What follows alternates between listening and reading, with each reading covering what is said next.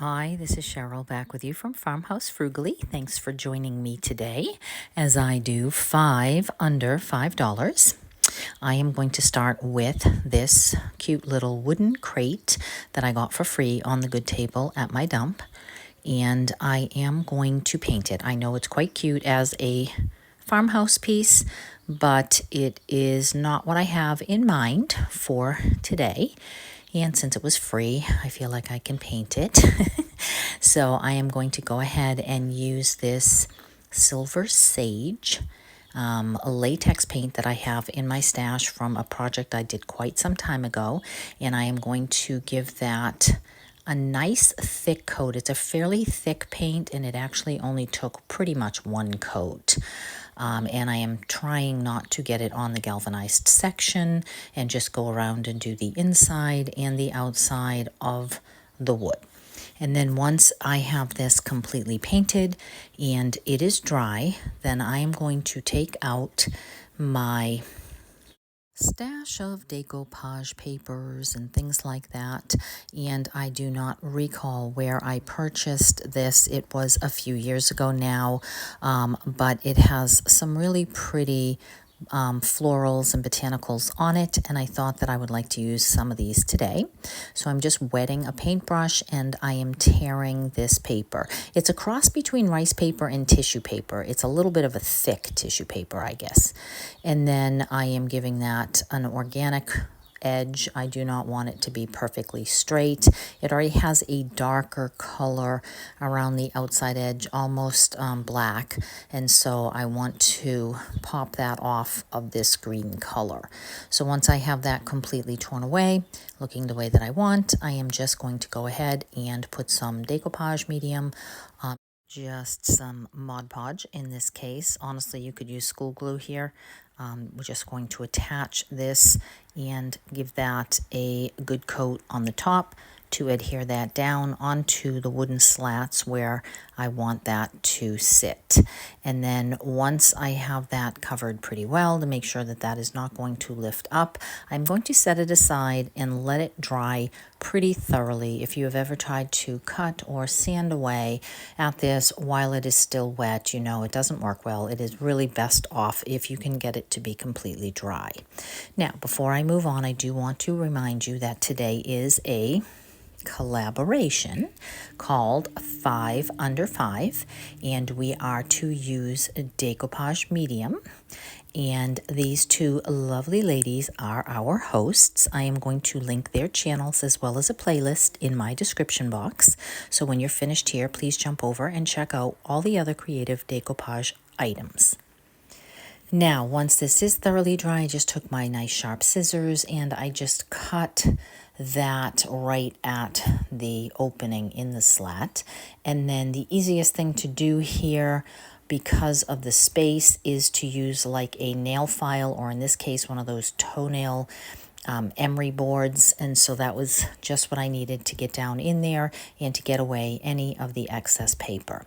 Now, once I did that on all of the interior, I was able to just take my finger sander and sand the top and the bottom of this to get all of the excess paper away. Such a simple flip and just makes a world of difference. Now, I have this block of wood that somebody bought somewhere for some reason, and it was also free on my Good Table at the dump. And so I decided that I was going to peel away and then sand the entire thing just using that piece of wood. It already had a way to hang it, and once I had that pretty smooth and rounded over the edges, then I just went ahead and used the same sheet of decoupage media paper that I had used and Mod Podged the other pretty hydrangea onto this square. Now, once I had that completely on there and dry, as with the other one, I did go around and sand the edges on this to make that more finished, going over the top and smoothing that down, and then using some decoupage to finish the top of that. I decide on both of these pieces once they were done that I wanted to take my clear wax, and I wanted to add a little bit of black paint to it and make myself some black wax since I don't have any on hand. That is the nice thing about clear wax. You can make it any color that you want it to be by adding a couple of drops of paint, stirring that well, and then using that on your piece. So once I had that done around the edges and a little bit around the part that was already looking like it had a black wax on it, I was happy with this small one, and then decided to go back and do the same thing to the crate a little bit here and there to give that a little bit more dimension. That step is clearly optional, but I think I like it, especially on the small piece, to make it look like the outside edges of the wood have been either stained or painted to make that a little bit more cohesive with the hydrangea.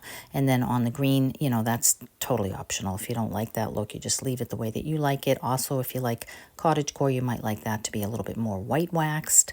But since it already had a little bit of black in the artwork, I thought pulling that into the green actually just pulled that together. So once I was finished with that, I tucked the little wooden one into a bucket full of florals that happened to have some hydrangeas in it that I had done last year, and I thought that looked very sweet in my entryway. And then on the crate, I decided to fill with some shabby chic cottagecore looking items that I had around my house with blues and pinks and silver. And I absolutely love the way that this came out. I'd love to know what you think about these. So these first two are kind of a rice paper. This third one is actually like a dryer sheet, almost fabric. Here is the item that I purchased, I believe, on Amazon, and it is a very unusual feeling. It feels like a dryer sheet. That is the best way that I can describe it. It is rather thick, and it can go on with a little bit of an edge. So I have found in using this that it is best to fussy cut around the item that you want so that you don't have much of the white showing. Now, this next piece also came from the good table at the dump, and it is just one of these cute little clipboards, and has a little sign at the bottom, which is sweet. Not crazy about the 4 screws on the outsides corners, and I thought it looked a little bit plain, so I thought I would just go ahead and decoupage this piece right onto the center of the board, and I kind of cut them in a few different pieces to lay them out the way that I wanted them. And once that was dry, I did the same thing. I cut along the lines to make it look like separate barn board pieces, and then decided to cover those screws with just some sweet little buttons that I had in my stash. I'm sure there's any number of things you could put on the corners here, but I thought to keep it kind of in the cottagey feel and to use the neutral tones that these cute little pearl buttons would be just the perfect thing. And that was pretty much all there was to it with this item. And you could certainly use this for your kitchen recipes or for a postcard, or you can hang it on the wall as well. But I just propped it up here to show you how that looks. And I thought that that came out good. Cute little, you know, just like pop of something on here versus just a very simple, very plain farmhouse look. And then that takes me on to the fourth one, and I decided here that I would decoupage on fabric, showing you a couple of different options for decoupage. I am just starting by ripping a piece of drop cloth and fraying the ends to use this most adorable napkin that I have had in my stash for a while. So far, every item that I have used is free to me at the good table at the dump. I did, however, purchase this napkin with a whole bunch of them, so I'm going to say this was 25 cents. And the Decoupage herb one, I probably paid $6, and it probably has like 40 different flowers on it, so literally like, you know, 15 cents or something. So definitely way under $5 for each of these so far. Now I'm going to do the same thing on this in order to fit it to the piece that I want. One, I want to eliminate most of the white, and two, it needs to be a specific height. So then once I get that, I am going to just go ahead and Mod Podge that directly to the fabric. Now, here's a trick for you if you don't have Mod Podge or don't like the feel of Mod Podge. When you are decoupaging on a piece of fabric, you can use cling wrap.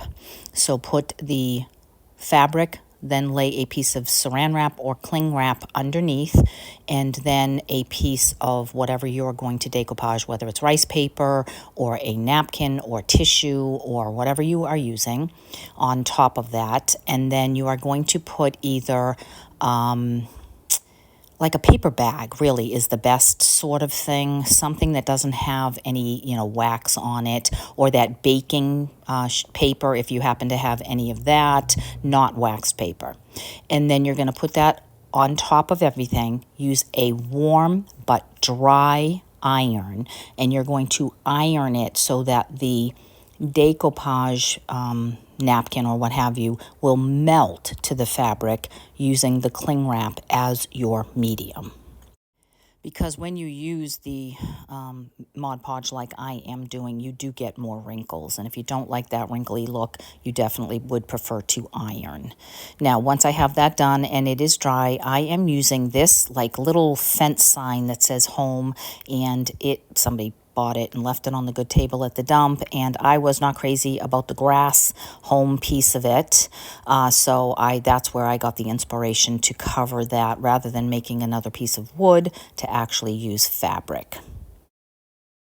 Did not feel there was enough contrast on the two boards, and also there was some darker, almost black color in the bunny picture, so I had some of that darker wax already mixed up in front of me, so I decided to go ahead and add that to those pieces, and I think that made a huge difference already, making those pop right off the sign. Now, because it's fabric, I am just going to use hot glue so that I can attach the fabric to the parts of the wooden sign to keep that all together. Now, certainly you can embellish this more if you wanted to. You could add some florals to make it look like they're in a garden at the bottom, but I decided to just keep it simple. So this is it for number 4, and I think that it looks really sweet here with those birdhouses on wood that I had made earlier in the beginning of spring. Item number 5 is a book. It was free to me on the good table at the dump, and I actually have a duplicate of this book. So I am going to go ahead and start by painting this with just the exterior, the cover of the book and spine, with a white chalk paint that it was a little too thick and I had to water down so that could spread a little bit better. And once I get the entire cover, both covers and the spine of the book with a good thick coat of this, that just gives me a nice neutral background to work with. And then once that is dry, the inspiration for this piece is this cute little tiny picture frame that I also got on the good table at the dump. So I'm going to pop that off and I'm going to clean that up real good. And then when my book is dry, I am going to pull out my tissue paper that is musical. I absolutely love this, and I'm just going to cut this to size. So far I have used rice paper. I have used that really weird dryer sheet type, almost fabric. I have used napkin, and now I am using tissue paper. So there are 4, and I'm sure there are many more items that you can use to decoupage. Certainly I have used wrapping paper as well in the past. Now I just used Mod Podge on that. And I had purchased for $1 at the Dollar Tree, oh goodness, probably 2-3 years ago now, a rub-on transfer that had a bird's nest and a bird and a couple of words. And I had left over some of it in my stash, so I'm going to use that up today. So the word explore I am putting on the spine of the book. If you are enjoying this content, I would appreciate it if you hit like and or share with a friend. Now I am going to cut down the bird cage portion of this transfer. I hope you can find these at the Dollar Tree still, I don't know. And I am going to put that on a piece of cardstock and put that back in the picture frame. And then the other part of that transfer was the bird itself. I cut away the florals. I wish that I could have kept them. It would have added a pop of color, but they just wouldn't fit on this small book. So I am going to add the bird to the bottom. And then I did find my rub and buff finally, and I am going to add a little bit of that antique gold to this frame for a little bit of contrast with the white music paper and the book itself. I am just going to take a little distress ink and I'm going to go around the edges primarily of the book and the spine to make that have a little bit more of the 3-dimension where I have that on the frame, and then I am going to add just a simple bow and a simple, I happen to have in my stash a little clear clip top of the book. It does hide the word Wild Side a little bit, but that's fine. Just so I can hang this picture frame right from the front of this book. Now, I could have glued it on if I wanted it permanent, but I may decide in the future that I want to use this little picture frame for something else. So this was a great way to have it be temporary. And so I would love to know what you think about these 5 under 5. If you have anything like this in your stash that this will inspire you to fix up, I would appreciate knowing that as well. And please do not forget to check out the 2 host channels that are in my description box, as well as the playlist of everyone else who has joined in this 5 under 5 challenge. Now, they do have to be Decoupage, so they will all be 5 under 5 and Decoupage for this particular challenge. And stay tuned for the next few videos that I have coming up. I have some larger pieces and a lot of fun heading your way. Thank you so much for stopping by. I will see you in the next one. Take care.